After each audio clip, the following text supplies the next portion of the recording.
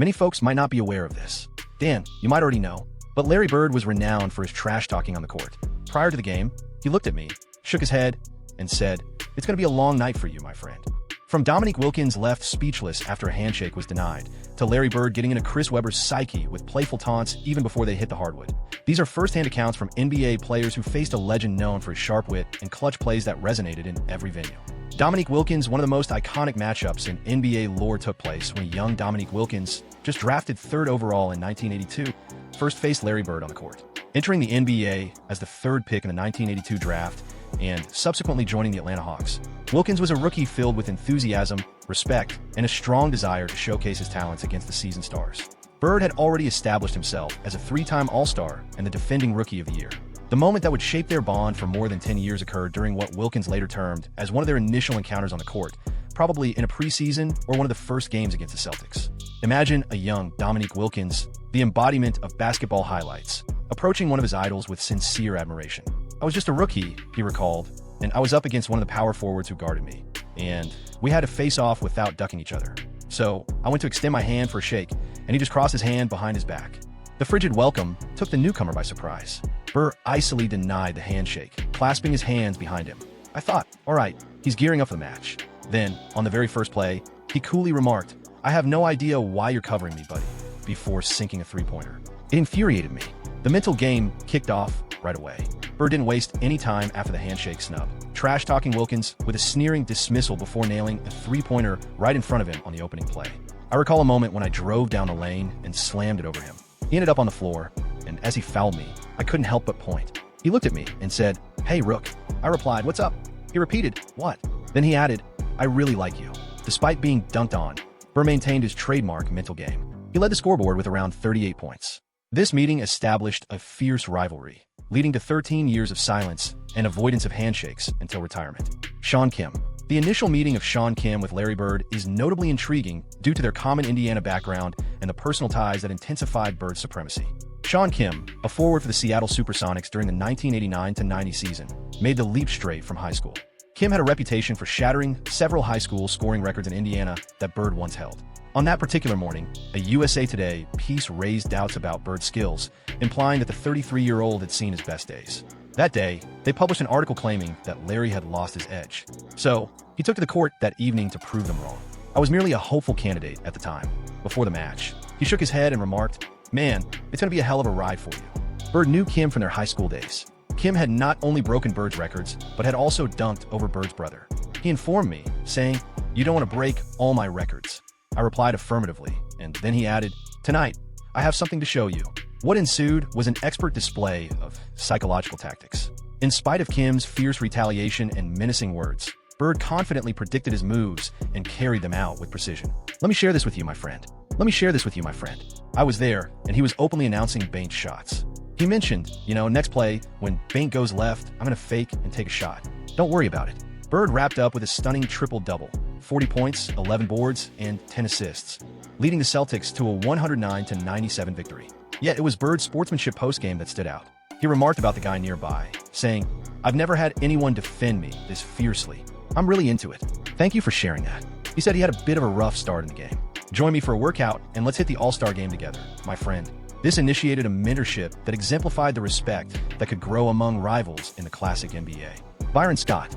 The encounters of Byron Scott with Larry Bird amid the Lakers-Celtics rivalry yield fascinating tales of mental battles and mutual respect. Scott often recounted his game-time experiences with Bird during the peak of Showtime. Many remain unaware of this. You might be aware of this, Dan, but Larry Bird was among the most notorious trash talkers in the game of basketball. Many believed it was actually Reggie or Charles. Yet, in my experience, Larry Bird was the king of court banter.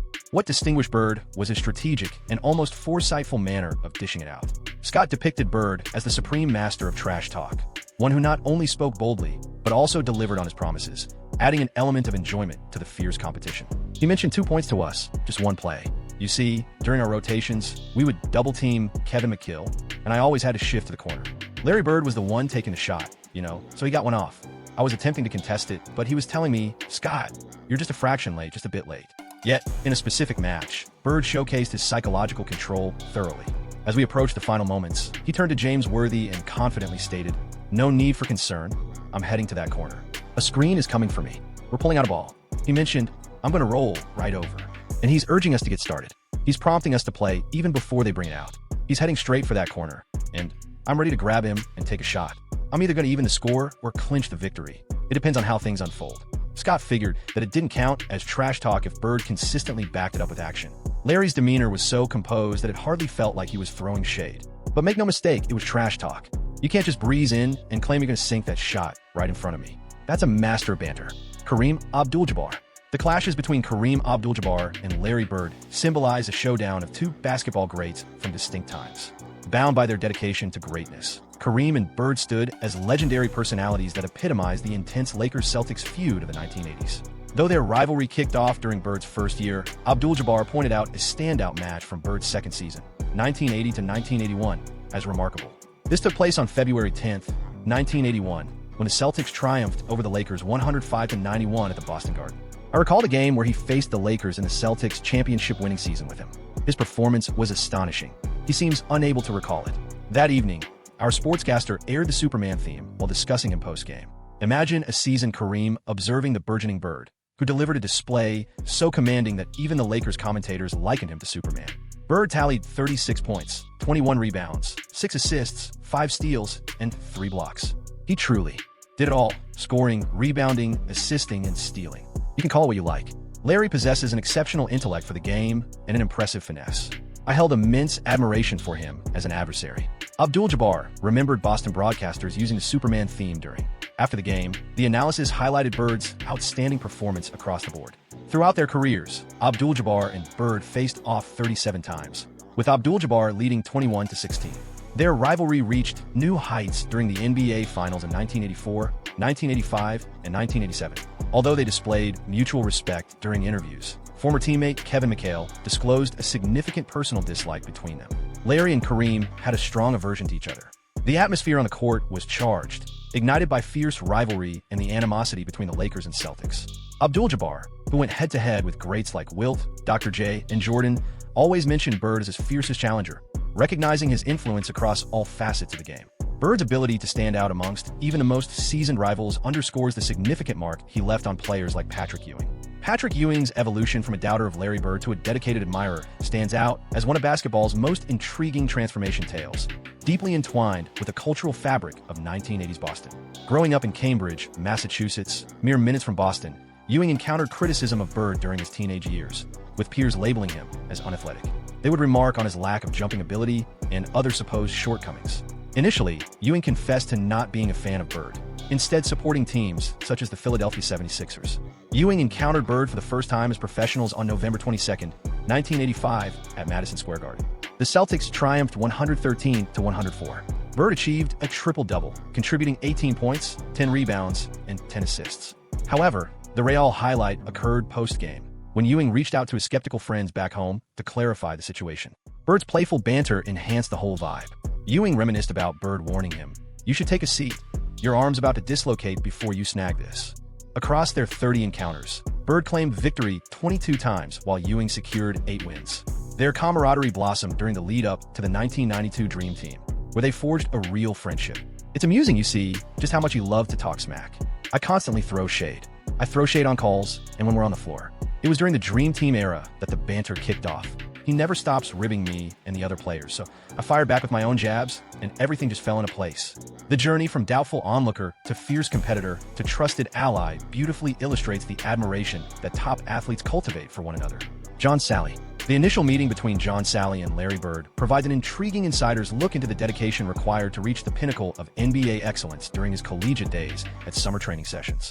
Growing up as a devoted Celtic supporter in Brooklyn, John Salley participated in summer camps held by the Boston Celtics under the guidance of Red Auerbach. These camps featured up-and-coming collegiate stars like Salley battling against seasoned Celtic players. Larry really cared for me. You see, he was incredibly chill with me.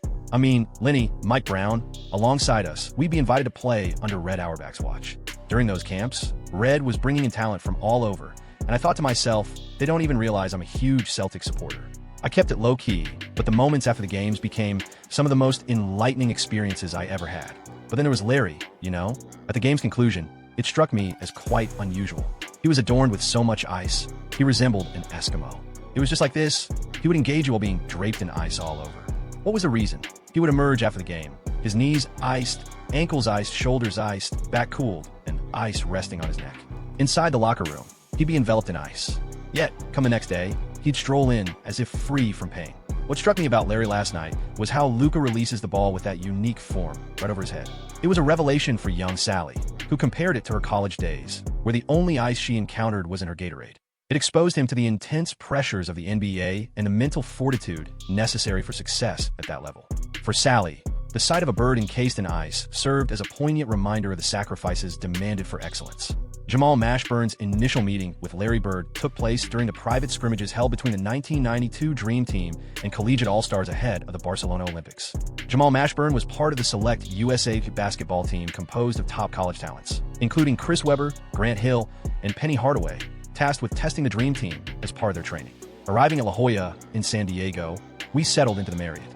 As we ascended to our level, strolling through the corridor, a tall white figure approached us, and I couldn't help but think, wow, that resembles Larry Bird. It was indeed Larry Bird, passing by me and Chris Webber. As he approached, he inquired, "Are you guys the college players?" We confirmed, "Yeah, that's us." He scanned us and advised, "Make sure to get some rest. It's going to be a tough week," before continuing on his way. The following day, the select team stunned everyone by outshining the Dream Team right from start. Nevertheless, Coach Chuck Daly paused the game while the college players were ahead and reset the scoreboard. The iconic moment in basketball history occurred when Rodney Rogers cheekily remarked to Bird, "Hey Larry, you haven't made a jumper since '84.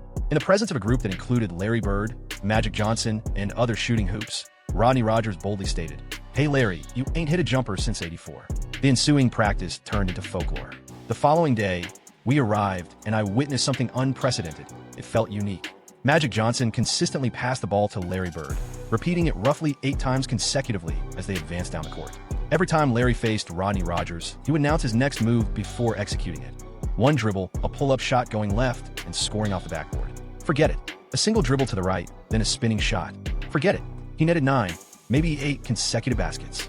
Exited the court to lie down since he couldn't bear the bench. He carried a woman on his back and remarked to the young man, "You resemble '84, right?" The sight of Bird excelling despite his physical limitations epitomized his fierce competitiveness and basketball prowess. Chris Webber. Chris Webber's initial meeting with Larry Bird stands out as one of the most personal greetings between a budding talent and a seasoned icon during the preparations for the 1992 Dream Team. Chris Webber was chosen for the USA Select Team. Top collegiate athletes preparing to practice against the Dream Team. I clearly recall my initial day. Upon stepping off the plane and spotting a sign that read Mr. Burr and Mr. Webber, I was in disbelief. Climbing into the car, I realized it was Larry Bird, and as we shook hands, I stayed silent, trying to find my composure in the back of the classic limousine. The meeting commenced with a collective limousine journey in La Jolla, California. Webber, awe-inspired, kept largely quiet. Upon exiting, he uttered little, yet managed, "Hope you rest well tonight because I'm bringing the energy tomorrow." I was at a loss for words, yet I understood that this was a moment worthy of a response. So I quipped, "Larry, your back must be hurting already. Just imagine this." I burst into the room and tell my dad that Larry Bird was just trash-talking me. Webber's smart comeback pointed to Bird's back issues, showing he wasn't afraid. On June 24th, 1992, the select team shocked the Dream Team in their initial practice game, clinching a 62-54 victory. I can't think of a more exhilarating basketball experience for myself or any of those players. It felt surreal to compete against our idols, and we actually triumphed in that first session. After that win, I want to bring up what Coach Kemp mentioned in the documentary. The Dream Team's response was quick. In the rematch on June 25th, the pros clearly took control, and Bird's display was especially striking.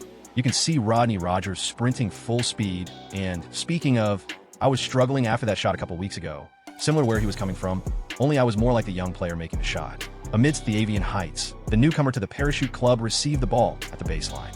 With a clever pump fake, he sent Rogers tumbling into the crowd and sunk a three-pointer while declaring, "Welcome to the Parachute Club, rookie." As he confidently strutted away from the shot like Curry, he shook his head, embodying that young star attitude. They just don't seem to grasp it yet. We recognize this as a crucial welcome to the major leagues, instilling lessons in professionalism and the fierce competitiveness expected at the NBA level. The bond between Magic Johnson and Larry Bird stands as one of the most fascinating transitions from rivalry to camaraderie in sports history, starting from their early college encounters. Their fierce competition is often credited with breathing new life into the NBA throughout the 1980s. Their first matchups occurred even before they entered the professional arena, beginning at the 1978 World Invitational Tournament in Kentucky, where both were bench players for the U.S. team. Imagine two future icons relegated to the sidelines, turning their frustrations into overpowering performances against seasoned players during practice games. Upon first meeting Bird, I thought, all right, let's see this guy. This white dude can really play.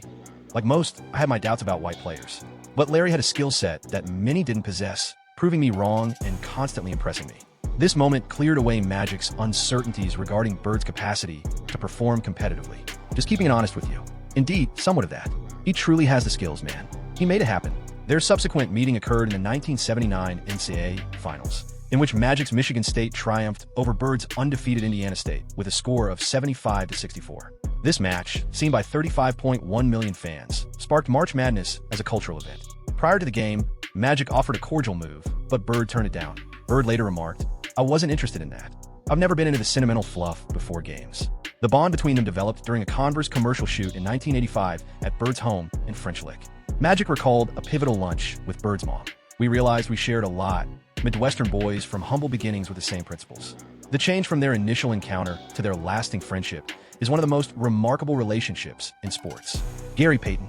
The battles between Gary Payton and Larry Bird reveal a glimpse into Bird's iconic skill in trash talking. This comes from Payton, who is also renowned for his sharp verbal jabs on the court. Selected second overall by Seattle in 1990, Payton burst onto the scene as a cocky, defense-focused rookie famous for his chatter. Their initial face-off took place on December 3, 1990, at the Boston Garden, where the Celtics triumphed with a score of 135-102. It was a subsequent clash that etched itself into the annals of NBA banter history. The most memorable moment unfolded on December 27, 1991, right after Christmas at the Boston Garden. The Celtics dominated the Supersonics, winning 110-87. Bird, you're saying, check this out, I'm about to launch this jumper right over you in that spot. It'll be your festive gift, or I'll just unwrap it and crush your head instead. Man, he was the coolest player around. I'm in the presence of that guy.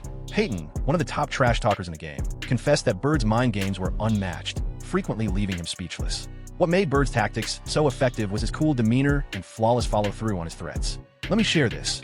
Folks always discuss legendary basketball players, yet they rarely place Bird in that elite category. Instead, they tend to highlight the Magics, Jordans, and Kolbes of sport. Yet Larry Bird was an icy figure. I don't believe anyone could truly beat him. Just ask Magic Johnson. That's precisely why Magic was frustrated when he had to step away in '92. He knew all the moments he'd missed competing against Bird. During their short time overlapping, they clashed 4 times, with Bird's Celtics triumphing each time 4-0. Payton eventually confessed that Bird was the sole player who made him think twice before engaging in trash talk, even more so than Jordan.